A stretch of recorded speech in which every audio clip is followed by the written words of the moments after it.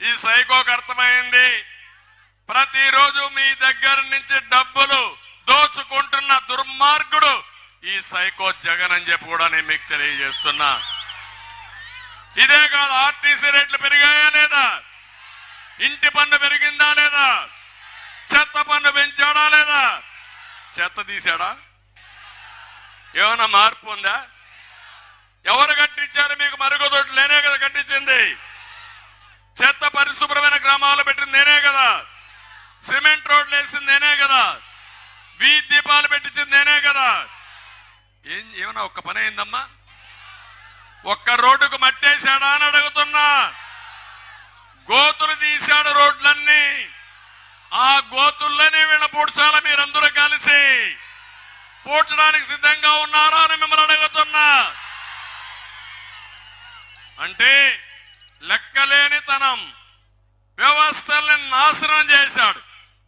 రోడ్లన్నీ కూడా గుంతలు పడితే 5 ఏళ్లు చోద్యం చూస్తున్నాడు ఈ ముఖ్యమంత్రి. బుద్ధి జ్ఞానం లేని వ్యక్తి ఈ ముఖ్యమంత్రి. నాకు కోపం వస్తా ఉంది కానీ సభ్యత అడ్డం వస్తా ఉంది. ఆ రోడ్లు చూస్తా ఉంటే, ఆ రోడ్ల మీద ప్రయాణం చేస్తా ఉంటే నరకం ఎక్కడుందో తెలియదు కానీ నరకాన్ని చూపించే పరిస్థితిలో ఉన్నాడు ఈ ముఖ్యమంత్రి. ఇదే కాదు, ఈరోజు ఇక్కడ ఇరిగేషన్ వ్యవస్థ ఉంది. ఎక్కడైనా ఒక్క లాకర్కైనా గ్రీస్ వేసాడా అని మిమ్మల్ని అడుగుతున్నా. తవ్వాడా అని అడుగుతున్నా. పూడికలు తీశాడా అని అడుగుతున్నా. చివరి భూములకు నీళ్లు వస్తున్నాయని అడుగుతున్నా. మరి ఎట్లా వ్యవస్థలన్నీ భ్రష్టు పట్టించేశాడు. మామూలుగా ఏ వ్యక్తి అయినా వ్యవస్థలను నాశనం చేయకూడదు. ప్రభుత్వానికి మీరు ఇచ్చింది 5 సంవత్సరాలు పరిపాలించే అధికారం ఇచ్చారు. రాష్ట్రాన్ని నాశనం చేసే అధికారం మీరు ఇచ్చారా ఈ ముఖ్యమంత్రికి? రాష్ట్రం శాశ్వతం అవునా కాదా?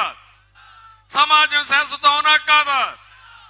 అలాంటి సమాజానికి నష్టం జరిగే విధంగా ఇతను ప్రవర్తించి అందరి జీవితాల్లో నరకాన్ని క్రియేట్ చేస్తున్నాడు. అదే నా బాధ, నా ఆవేదన అని చెప్పి నేను మీకు తెలియజేస్తున్నా. ఒక పక్క మనకందరికి, ఇంకో పక్క ఇసుక. నిన్న మొన్న నేను చూస్తున్నా తమ్ముళ్ళు, ఆ ఇసుక మీద ఇసుకాసురులు తయారయ్యారు ఈ రాష్ట్రంలో.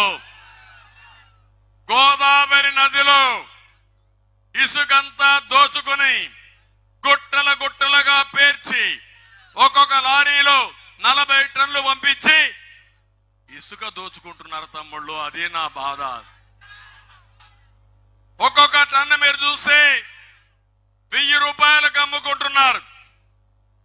అంటే దేవుడు మనకు సహజ వనరుల కింద ఇసుకిస్తే ఈ దుర్మార్గులు బ్రిటిష్ వాళ్ళకంటే ఘోరంగా ఆ ఇసుక అమ్ముకొని